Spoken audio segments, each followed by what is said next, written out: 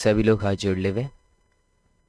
नमो अरिहंताणं नमो सेताणं नमो आयरियाणं नमो वचायाणं नमो लोये सपसाहुणं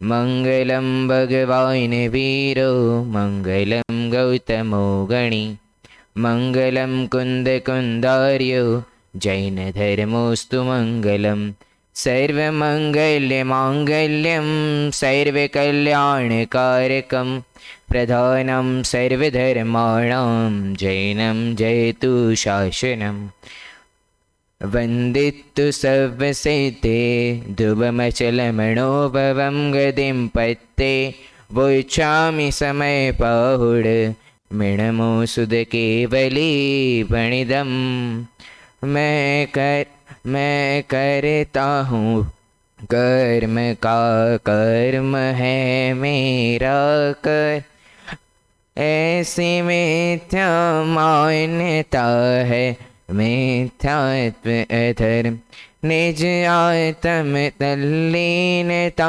सुखमय आत्म धर्म श्री जिन जिन वर देव ने यह समझाया मर्म। सच्चे देव गुरु को बारंबार नमस्कार। पूज्य गुरुदेव श्री कांजी स्वामी के हाथ में जो ग्रंथादिराज के सामान्य अवलोकन मात्र से जिनके मुख से निकल गया कि यह तो अशरीरी होने का मार्ग है, ऐसा ग्रंथादिराज समय सार हमारे सामने विद्यमान है। जैन दर्शन का एक महत्वपूर्ण सिद्धांत है अकर्तावाद, और उस अकर्तावाद सिद्धांत को न मानने के कारण ही यह जीव संसार में घूम रहा है। अर्थात इसने संसार में पर का कर्ता मान के रखा है, इसके कारण ही ये जीव संसार में घूम रहा है। तो उसी के निराकरण के लिए, मानो अकर्तावाद सिद्धांत को आगे बढ़ाने के लिए ही कुंद आचार्य ने कर्ता कर्म अधिकार लिखा, जिसमें अकर्तावाद सिद्धांत को सिद्ध करा कि ये जीव पर को अकर्ता मानता है, लेकिन पर को कर्ता मानता है, लेकिन मैं क्या हूं? मैं तो अकर्ता हूं, मैं पर का कर्ता नहीं हूं। तो कर्ता कर्म अधिकार में मुख्य रूप से पर के अकर्ता, अर्थात कि मैं पर को करने वाला नहीं हूं, यह सिद्ध करा है। तो उसी के क्रम में 75वीं गाथा में सिद्ध करा कि जिसका व्यापक संबंध है उसका ही कर्ता कर्म संबंध है। अब जिससे व्यापक संबंध होगा उसी से कर्ता कर्म संबंध होगा। और उसके बाद मानो वो 75वीं गाथा की टीका में आचार्य अमृतचंद्र ने बुद्धि पक्ष से ये बात सिद्ध कर दी, और अब आगे कलश लिख रहे हैं मानो भावों से। कहते हैं ना कि कलश क्यों लिख रहे हैं? कि भाव की प्रधानता हो गई, बुद्धि की प्रधानता नहीं है, वहां परिणामों की, भावों की प्रधानता है, उसके कारण कलश की रचना करी। तो उसमें 49वें कलश जो है उसकी आज हम चर्चा करेंगे। तो सबसे पहले उसका पाठ करते हैं।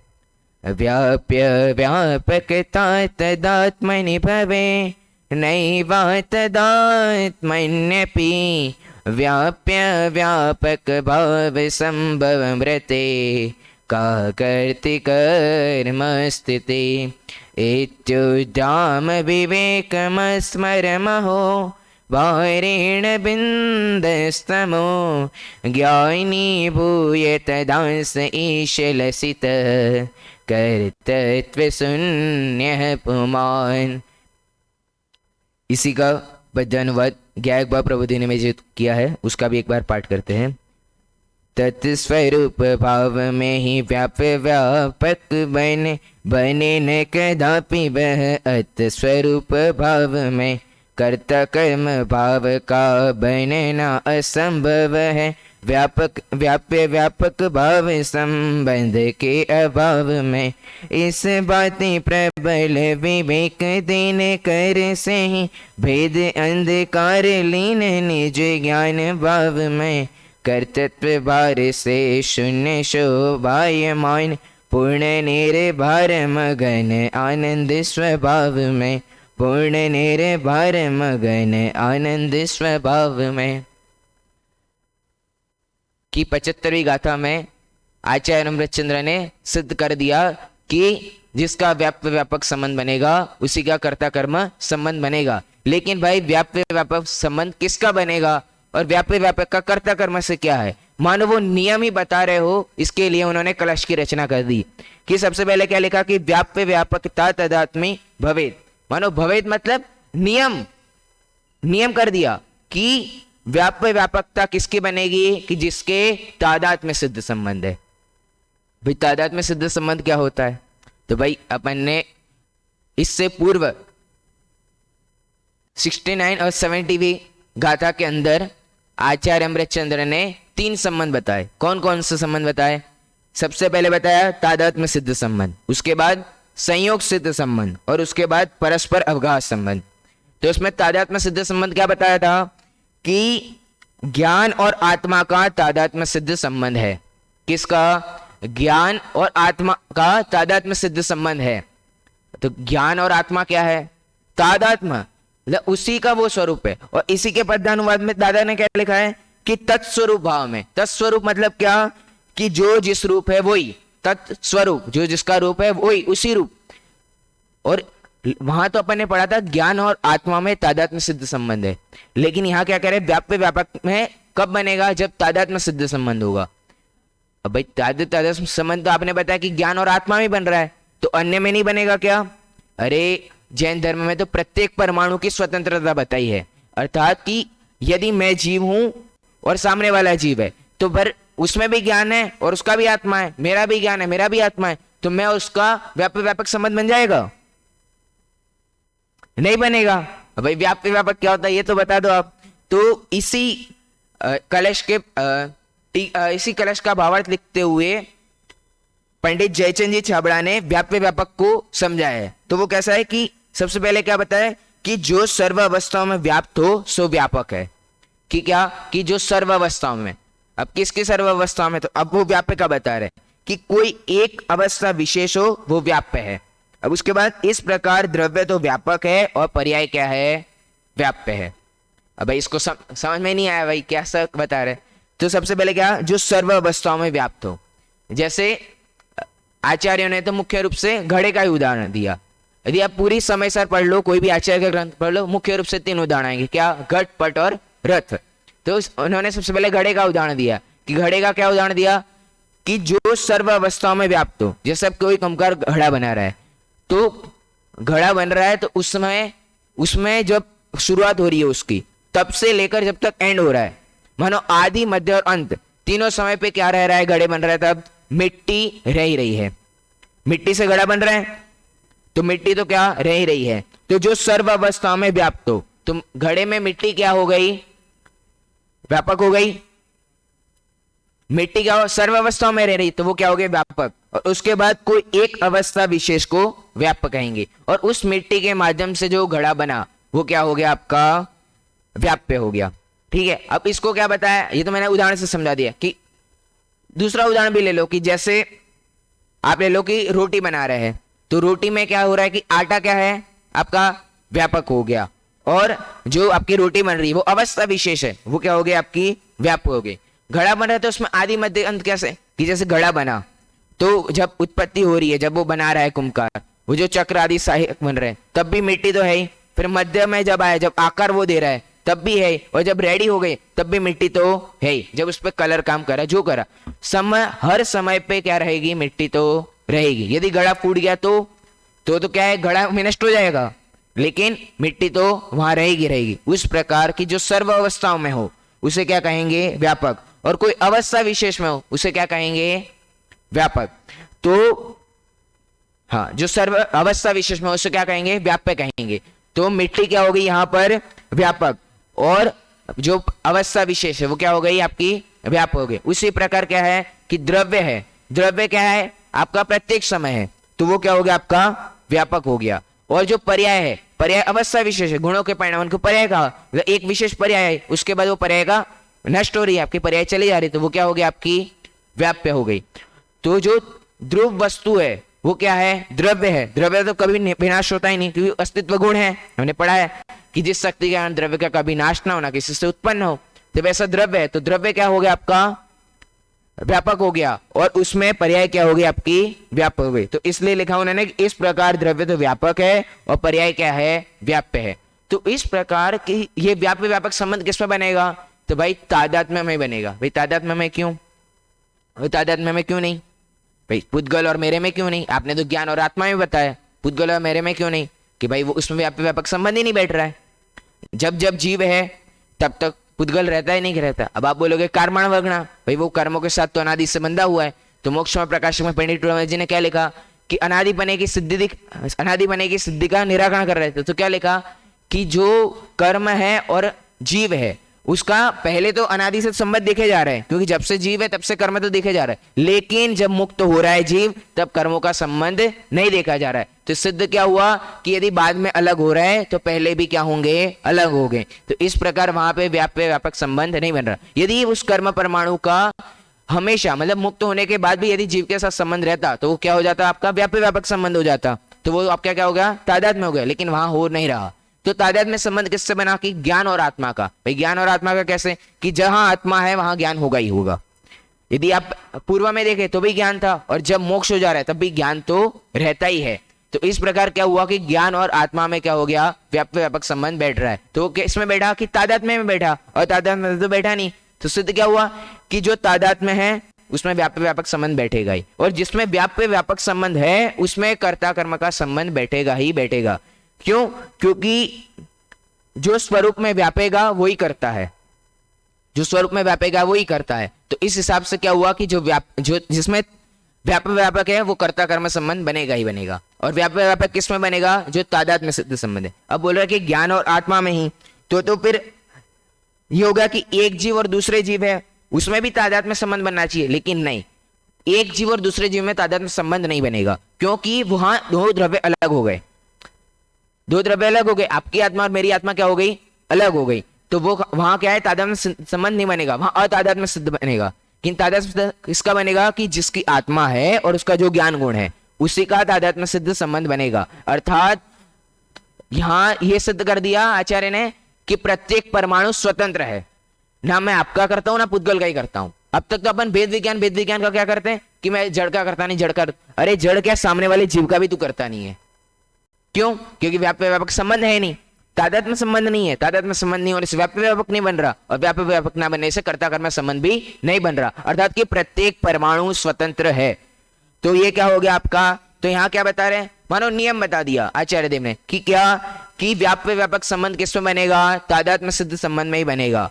और भवेद अर्थात नियम है, न तादात्म्य और न अतादात्म्य, मतलब अतादात्म्य संबंध में व्यापक व्यापक संबंध नहीं बैठेगा। फिर क्या बोल रहे हैं कि व्याप्य व्यापक भाव संभव व्रते का करते कर्म स्थिति, अर्थात कि जिसमें व्याप्य व्यापक भाव है वो संभव मतलब संभव नहीं है। व्रते, वृत्ति का क्या अर्थ है? कि बिना, कि जिसमें व्याप्य व्यापक संबंध नहीं है उसमें का कर्ता कर्म स्थिति, अर्थात कि उसकी कर्ता कर्म स्थिति कैसे बनेगी? क्यों? क्योंकि पहले ही बता दिया आचार्य देव ने। क्या बताया?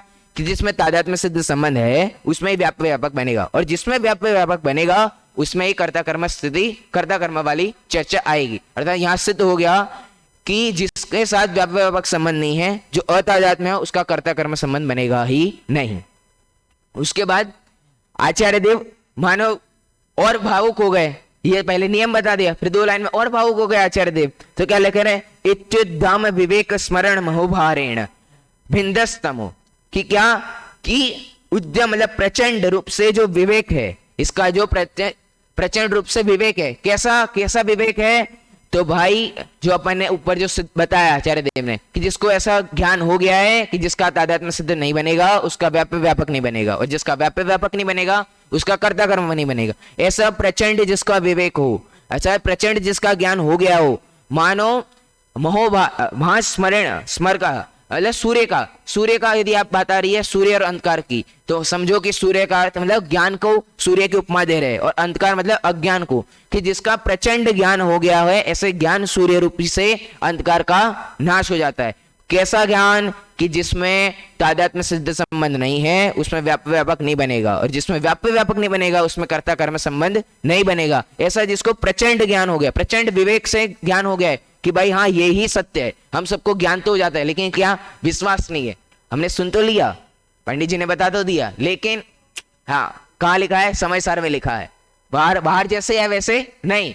लेकिन जिसका प्रचंड है, लिख रहे उद्दंड प्रचंड विवेक, तो उद्दंड मतलब प्रचंड विवेक से, मतलब प्रचंड भेद ज्ञान से ही जब करेगा ज्ञान, तभी उसके ऐसी स्थिति बनेगी कि वो ज्ञान अंधकार, अज्ञान रूपी अंधकार को नाश कर देगा। उसके बाद क्या लिखते हैं कि ज्ञानी भूय तदास एष लसित कर्तृत्व शून्य पुमान, कि क्या कि वो जो ज्ञानी हुआ है, कैसा ज्ञानी हुआ है कि जिसका तादात्म्य सिद्ध संबंध बनेगा उसी का व्याप्य व्यापक बनेगा, और जिसका व्याप्य व्यापक बनेगा उसी का कर्ता कर्म संबंध बनेगा। ऐसा जिसका ज्ञान हुआ है और उससे जिसको ज्ञानी हुआ है, तदास एष मतलब वह लसित मतलब प्रसन्न होता है, शोभायमान होता है, किससे, कर्तृत्व शून्य पुमान, उस वो पुरुष, वो पुमान मतलब क्या, पुरुष, कि वह पुरुष उस ज्ञान के कारण शोभायमान होता है। कैसा, कर्तृत्व शून्य, मतलब वो कर्तृत्व से शून्य हो गया। अब कर्तृत्व शून्य से मतलब, अब आप तो अभी बोल रहे थे कि ज्ञान और आत्मा का तो कर्ता कर्म संबंध बन जाएगा, तो आप तो यहाँ बोल रहे कर्तृत्व शून्य। आचार्य देव क्या लिख रहे हैं, कर्तृत्व शून्य, कर्ता का ही शून्य हो गया। लेकिन नहीं, यदि आप पद्यानुवाद पढ़ेंगे, यदि पद्यानुवाद उसका अर्थ पढ़ेंगे तो उसमें लिखा है कि पर कर्तृत्व का शून्य हो जाता है, मतलब पर कर्तृत्व से शून्य होता है, स्व कर्तृत्व से नहीं। क्योंकि इसकी अज्ञान की मान्यता क्या थी कि मैं पर का कर्ता धरता हूं, कर्ता मानता हूं। लेकिन जब ऐसा ज्ञान हो गया कि इसका तादात्म्य सिद्ध संबंध नहीं है, किसका, जड़ पुद्गल परमाणु का और मेरा, इसका तादात्म्य संबंध नहीं है, तो व्यापक व्यापक भी संबंध नहीं है, उसके कारण कर्ता कर्म संबंध भी नहीं है। ऐसा ज्ञान हो गया है, इसलिए वो ज्ञानी मानो शोभायमान होता है, कर्तृत्व शून्य पुमान, जब वो पुरुष ऐसा शोभायमान होता है। मानो पुरुष के लिए, मानो पुरुषार्थ सिद्ध में लिखा है कि अस्ति पुरुषस्य चिदात्मा, मतलब क्या है, अस्ति पुरुषस्य चिदात्मा, अस्ति पुरुषस्य चिदात्मा। तो क्या लिखा है कि वो चैतन्य आत्मा वाला कौन है, वो पुरुष है। कौन, जो ज्ञानी हो गया, ऐसा जो चिदात्मा वाला तो पुरुष था ही पहले से, चैतन्य आत्मा वाला तो था ही, लेकिन इस ज्ञान से जो ज्ञानी हो गया है वो ज्ञानी लसित अर्थात शोभायमान होता है, किससे, कर्तृत्व शून्य। और वो कैसा हो गया है, कर्तृत्व शून्य हो गया है। लसित मतलब कैसा शोभायमान हो रहा है, तो कैसा शोभायमान हो रहा है, तो उसके लिए आचार्य देव आगे की गाथाएं कहेंगे, जिसमें लसित मतलब कैसा शोभायमान होता है वो ज्ञानी जीव, उसके बारे में चर्चा करेंगे। तो इसका जो पद्यानुवाद दिया है उस पर भी थोड़ा देखें, तो तत्स्वरूप भाव में ही व्यापक व्यापक बने, कि जो क्या, जो द्रव्य का जो स्वरूप है, तत्स्वरूप है, जिसका जो भाव है उसमें ही व्यापक व्यापक संबंध बनेगा। बने न कदापि अतस्वरूप भाव में, मतलब जिसका तादात्म्य सिद्ध संबंध नहीं है उसमें व्यापक व्यापक बनेगा नहीं। किसमें नहीं है, कि कर्म और आत्मा में, ठीक है। उसके बाद क्या लिखा है, कर्ता कर्म भाव का बनना असंभव है। किसमें, कि जिसमें तादात्म्य सिद्ध संबंध नहीं बन रहा है उसमें कर्ता कर्म संबंध बनना असंभव है, व्यापक व्यापक भाव संबंध के अभाव में। कि क्यों कर्ता कर्म संबंध नहीं बन रहा, क्योंकि व्यापक व्यापक भाव का संबंध वहां पे नहीं है। इस भांति प्रबल विवेक दिनकर से ही, मतलब इस भांति प्रबल दिनकर से ही वेद अंधकार लीन निज ज्ञान में, मतलब इस भांति की प्रबल जो विवेक हुआ है उससे अंधकार अज्ञान रूपी अंधकार को भेद डाला है, सूर्य रूपी ज्ञान से अंधकार को दूर कर दिया है। और कर्तृत्व भार से शून्य शोभायमान, मतलब कर्तृत्व के भार से शून्य होकर कैसा हो रहा है, शोभायमान हो रहा है। पूर्ण निर्भर मगन आनंद स्वभाव में, मतलब वो कैसा हो गया है कि पूर्ण रूप से निर्भर हो गया है। और कैसा हो रहा है, आनंद स्वभाव में, मतलब आनंद स्वभाव वाला हो गया है। इसके बाद लिखा है, यदि आप श्लोक पढ़ेंगे तो उसमें क्या लिखा है, उद्यम विवेक स्मरण महोभारेण। अब क्या बोल रहे भाई, महोभारेण बोल रहे हैं, तो भाई महोभारण का क्या अर्थ होगा, भाई कोई भारपूर्वक वो कार्य कर रहा है। लेकिन नहीं, वहां क्या लिख रहे हैं कि ज्ञान रूपी सूर्य के बल से, महोभारण का क्या लेना है अपने को, बल से अंधकार रूपी अज्ञान रूपी अंधकार को दूर कर देता है। फिर इसी का अपन अर्थ पढ़ते हैं ज्ञायक भाव प्रबोधिनी टीका में से, कि व्यापक व्यापक भाव तत्स्वरूप में ही होता है, अतत स्वरूप में नहीं होता है। व्यापक व्यापक भाव के बिना कर्ता कर्म भाव भी कैसे बन सकता है, मतलब जिसका व्यापक व्यापक भाव नहीं है उसका कर्ता कर्म भी नहीं बनेगा। तात्पर्य यह है कि व्याप्य व्यापक भाव के बिना कर्ता कर्म बन ही नहीं सकता। कि यदि व्याप्य व्यापक नहीं है तो आपका कर्ता कर्म भी नहीं बनेगा। इस प्रकार प्रबल विवेक, प्रबल विवेक, यदि आपका विवेक नहीं है प्रबल, यदि आप ऐसे सामान्य में ज्ञान करके छोड़ दे रहे हो उसको, तो आपको भेद विज्ञान होने वाला नहीं है। यदि आपका उस पर प्रबल हो, मानो निशंकित हो जाओ, सम्यक दर्शन के पहला गुण क्या, निशंकित, मतलब उस चीज से निशंकित हो जाता है जीव। तो ऐसा जिसका प्रबल विवेक हो वो ही, यदि आपका प्रबल विवेक नहीं है तो आपको मतलब वहां कहीं शंका है, यदि शंका रहती है तभी प्रबल विवेक नहीं आ पाता। जिस दिन वो शंका दूर हो जाएगी कि भाई हाँ ऐसा ही है स्वरूप, तब क्या होगा आपका प्रबल विवेक। प्रबल विवेक और सर्वग्राही ज्ञान के भार का अर्थ लिखा क्या है, बल से, मतलब प्रबल ज्ञान से ही वह पर कर्तृत्व संबंधी, किससे, पर कर्तृत्व, जब पर में जो आज तक मैंने कर्तृत्व माना है कि हाँ मैं इसका करता हूं, कर्म भूतगल परमाणु मेरे को करते हैं, मैं उसके अनुरूप परिणमन करता हूं, तो क्या कि पर कर्तृत्व से शून्य हो शोभायमान हो रहा है। कौन शोभायमान हो रहा है, कि वो ज्ञानी जीव। कौन ज्ञानी जीव, कि जिसने भेद विज्ञान कर लिया है। किसका ऐसा भेद विज्ञान कर लिया है कि जिसका तादात्म्य सिद्ध संबंध बनेगा उसी का व्याप्य व्यापक बनेगा, और जिसका व्याप्य व्यापक बनेगा उसी का कर्ता कर्म बनेगा। अर्थात क्या, कि जिसका तादात्म्य सिद्ध संबंध नहीं बन रहा है उसका व्याप्य व्यापक भी नहीं बनेगा, और जिसका व्याप्य व्यापक नहीं बनेगा उसका कर्ता कर्म भी संबंध नहीं बनेगा। ऐसा जिसको ज्ञान होगा है वो क्या, पर कर्तृत्व शून्य से शोभायमान हो रहा है। और वो कैसा शोभायमान हो रहा है तो उसकी आचार्य देव आगे चर्चा करेंगे।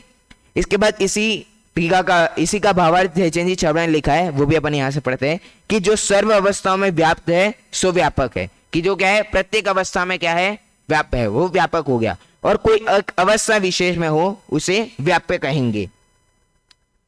जो द्रव्य, फिर लिखा है उस प्रकार द्रव्य तो व्यापक हुआ और पर्याय क्या हुई, व्याप्य हुई। क्योंकि द्रव्य तो क्या है, ध्रुव है, वो तो प्रत्येक समय रह ही रहा है, लेकिन जो पर्याय है वो अवस्था विशेष का नाम क्या कहते हैं अपन, पर्याय कहते हैं। तो वो क्या हो गई, अवस्था विशेष हो गई, तो उसके कारण क्या हो गई, वो व्याप्य हो गई। द्रव्य पर्याय अभेद रूप ही है। तत्स्वरूप का एक और अर्थ क्या ले सकते हैं, कि जो अभेद रूप हो, जिसमें कोई भेद कर सकता नहीं हो, वो क्या होगा आपका तादात्म्य। और जिसमें अपन भेद कर सके वो क्या हो गया आपका, अब भिन्न भिन्न हो वो अतादात्म्य हो गया। तो द्रव्य और पर्याय क्या है, अभेद रूप ही है। और जो द्रव्य का आत्मा स्वरूप अथवा सत्व है वही पर्याय का आत्मा स्वरूप अथवा सत्ता है। मतलब जो द्रव्य का स्वरूप है वही, उसी में से उत्पन्न हो रही है पर्याय। तो का जो द्रव्य का आत्मा स्वरूप और स्वतः है वही पर्याय का आत्मा स्वरूप और सत्व है। इससे जो मैंने पहले कहा था कि प्रत्येक जीव का ज्ञान के साथ संबंध है, तो वो उसी का स्वरूप है, जैसा आत्मा है वैसा ही ज्ञान है, तो वो तादात्म्य सिद्ध संबंध है। अब अपन दूसरी आत्मा से संबंध नहीं कर सकते, क्यों, क्योंकि वहां तादात्म्य सिद्ध संबंध बनेगा ही नहीं आपका, क्योंकि उसकी जो आत्मा है और मेरा जो ज्ञान है उसके स्वरूप में भिन्नता आई जाएगी। तो उस प्रकार क्या लिख सकते हैं कि आपके जीव का और मेरे जीव का क्या होगा, कर्ता कर्म संबंध नहीं बनेगा। क्यों, क्योंकि व्याप्य व्यापक नहीं है। व्याप्य व्यापक नहीं है तो अतादात्म्य वो सिद्ध हो जाता है। यदि व्याप्य व्यापक नहीं है तो अतादात्म्य सिद्ध हो गया, अर्थात आपकी आत्मा और मेरी आत्मा में भी अतादात्म्य सिद्ध संबंध बनेगा। तादात्म्य सिद्ध संबंध किसमें बनेगा, मात्र आत्मा और उसके गुणों में ही तादात्म्य सिद्ध संबंध बनेगा। तो इस प्रकार की जो ऐसा होने से द्रव्य पर्याय में व्याप्त होता है और पर्याय द्रव्य के द्वारा व्याप्त हो जाती है। ऐसी व्याप्य व्यापकता तत्स्वरूप में अर्थात अभिन्न सत्ता वाले पदार्थ में ही होती है। अतत्स्वरूप में अर्थात कि जिनकी सत्ता भिन्न भिन्न है ऐसे पदार्थ में नहीं हो सकती। और जहां व्याप्य व्यापक भाव होता है वहीं पर क्या होता है, कर्ता कर्म भाव होता है। और व्याप्य व्यापक भाव के बिना कर्ता कर्म भाव नहीं होता। ऐसा जो जानता है वह कौन, कि जो ऐसा जान लेता है कि तादात्म्य सिद्ध संबंध बनेगा उसी का व्याप्य व्यापक बनेगा, और जिसका व्याप्य व्यापक बनेगा उसी का ही कर्ता कर्म संबंध बनेगा।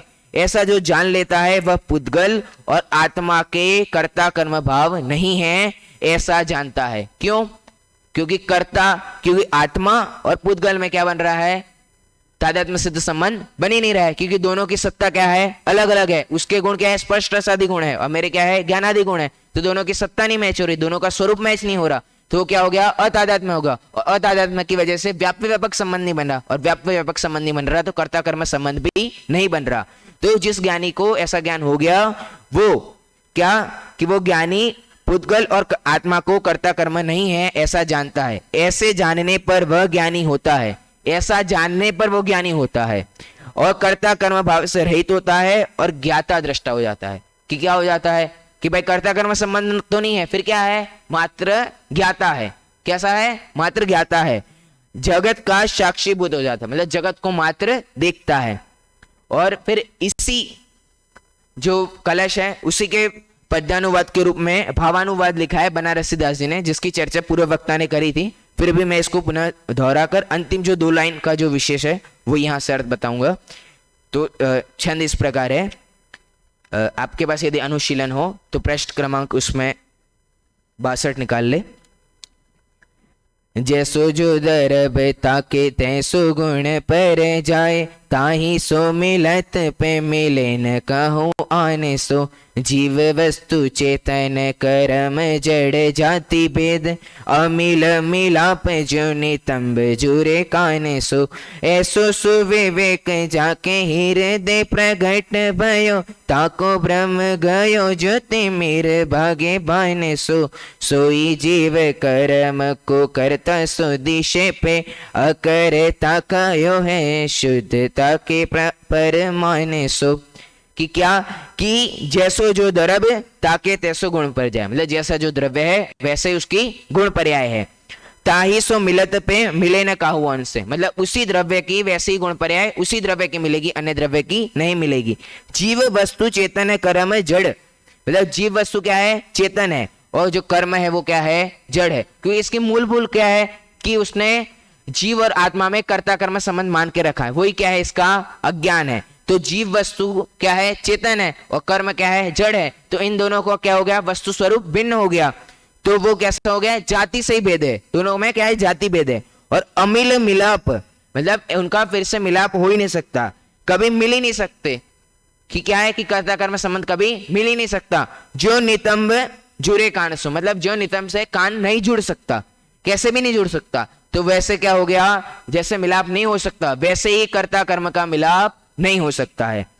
ऐसो सुविवेक जाके हृदय प्रगट भयो, कि कैसा विवेक, कि जिसका तादात्म्य सिद्ध संबंध है उसी का व्यापक व्यापक संबंध है, और जिसका व्यापक व्यापक संबंध है उसी का कर्ता कर्म संबंध है। ऐसा जिसको ज्ञान हुआ है, ऐसा जिसको सुविवेक हुआ है, ऐसा जिसको सुविवेक हुआ है, जाके हृदय प्रगट भयो, जिसके हृदय में ऐसी बात प्रकट हो गई है, ज्ञान में मात्र नहीं है, ऐसा स्वरूप का भान हो गया है कि मैं हाँ ऐसा ही है।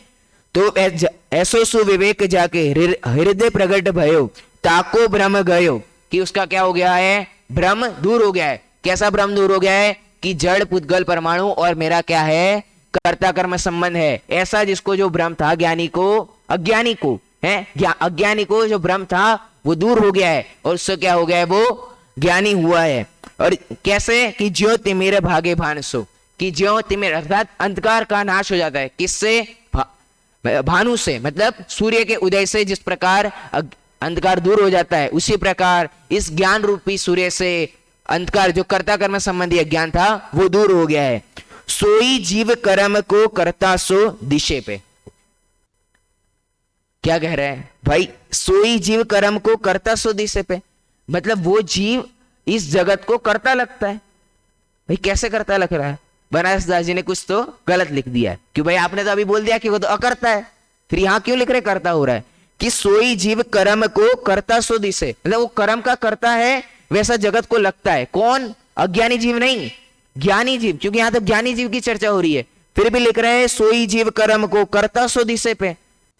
तो इस जगत को क्या लग रहा है, वो ज्ञानी करता लग रहा है। कैसे, अब भाई ज्ञानी हो गया है, सिद्ध थोड़ी हो गया है, सिद्ध थोड़ी हो गया अभी तो क्या हुआ है, उसका कर्ता कर्म भाव का अज्ञान का नाश हुआ है, वो सिद्ध थोड़ी हुआ है। अर्थात कि वो बाह्य क्रिया तो करेगा ही करेगा, ज्ञानी जीव है तो खाएगा पिएगा भी सही, कभी कभी क्रोधावश कषाय भी हो जाएगी, यदि भोजन बनेगा तो भोजन खाएगा भी सही, और कुछ पसंद होगा तो ज्यादा भी खाएगा, तो वहां राग भी होगा, वहां द्वेष भी होगा, और कभी किसी कारणवश कषाय आ गई तो कषाय प्रकट में भी आ जाएगी, और कभी दिखे भी है तो किसको दिखेगी, दिख तो किसको रही है, जगत को। तो जगत क्या सोचेगा, ये तो ज्ञानी है नहीं। मानो वही चौथे गुणस्थान पांचवें गुणस्थान की बात है कि जो व्रत करता है पंचम गुणस्थानवर्ती, वो तो क्या बोल रहा है, सम्यक दृष्टि है, और जो सम्यक दृष्टि है चतुर्थ गुणस्थानवर्ती, उसका कोई इतना आचरण नहीं होता, वो अपन समान अपने जैसे ही सामान्य लगेगा, सामान्य ही आचरण करेगा, क्योंकि उसका कोई आचरण है ही नहीं। तो वैसे ही क्या है, कि जो ज्ञानी है वो बाह्य क्रियाएं तो देखेगी उसकी, लेकिन जगत क्या मानेगा कि वो कैसा है, कर्ता कर्म संबंध मानता है जड़ पुद्गल में। लेकिन आगे क्या लिख रहे हैं, अकर्ता कहो है शुद्धता के प्रमाण से, कि शुद्धता से तो क्या है, शुद्ध नहीं से कि अकर्ता है। ज्ञानी को ऐसा पक्का श्रद्धान है कि मैं इन जड़ पुद्गल परमाणु का कर्ता नहीं हूं, मैं तो क्या हूं, अपने ज्ञान का ही करता हूं। तो इस जगत तो कुछ भी माने, लेकिन क्या है, ज्ञानी को तो पक्का श्रद्धान है। और जगत कुछ भी माने, उससे ज्ञानी को क्या फर्क पड़ रहा है, क्योंकि ज्ञानी तो जानता है कि ये क्या है, अज्ञान जगत है। मेरे को तो मेरे में पूर्ण श्रद्धान है, उसको शंका नहीं है। तो इस प्रकार यहां पे क्या बताया कि अंत में क्या, इसका यदि अर्थ भी पढ़ लेते एक बार, कि जो द्रव्य जिस प्रकार का होता है उसके गुण पर्याय भी उसी प्रकार के होते और वे उसी से मिलते हैं, किसी अन्य द्रव्य से नहीं। जीव चेतन जाति का द्रव्य है और पुद्गल जड़ अर्थात कि अचेतन जाति का है, मतलब दोनों में जाति भेद हो गया। इस प्रकार इन दोनों में जाति भेद है, इनका मिलाप उसी प्रकार अमिल अर्थात कि असंभव वह जिस प्रकार की नितंब पर कान का होना, अर्थात कि कान तो चेहरे पर ही होते हैं, नितंब पर नहीं। जिस प्रकार कान का नितंब पर होना संभव ही नहीं, उसी प्रकार जड़ और चेतन का कर्म और जीव का मिलाप भी संभव नहीं है। जिस प्रकार नितंब पर कर्ण नहीं होते, उस प्रकार आत्मा और कर्म का कर्ता कर्म संबंध है ही नहीं। इस प्रकार का विवेक जिसके हृदय में जागृत हो जाता है, उसका भ्रम उसी प्रकार भाग जाता है जिस प्रकार सूर्य के उगने पर अंधकार भाग जाता है। यद्यपि ऐसा जीव इस अज्ञानी जगत को क्या लिख रहे हैं कि ऐसा जीव इस अज्ञानी जगत को कर्ता के समान ही दिखाई देता है, तथापि वह परमागम में शुद्ध नहीं, से तो अकर्ता ही कहा गया है। इस प्रकार क्या हमने क्या समझा कि जिसमें तादात्म्य सिद्ध संबंध बनेगा, तादात्म्य सिद्ध संबंध किसमें बनेगा, जिसका तादात्म्य जो स्वरूप है द्रव्य का वो ही हो, वो उसमें ही तादात्म्य सिद्ध संबंध बनेगा। और वो क्या बनेगा, अपनी आत्मा का अपना ज्ञान ही तादात्म्य सिद्ध संबंध है, अपनी आत्मा का अपने गुण ही है, उसी में तादात्म्य सिद्ध संबंध बनेगा।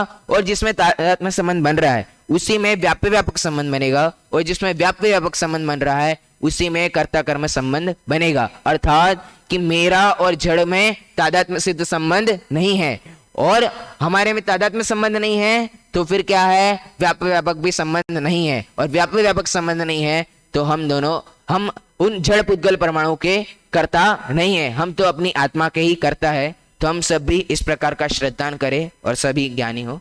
इसी मंगल भावना के साथ अभी की वाणी को विराम देते हैं।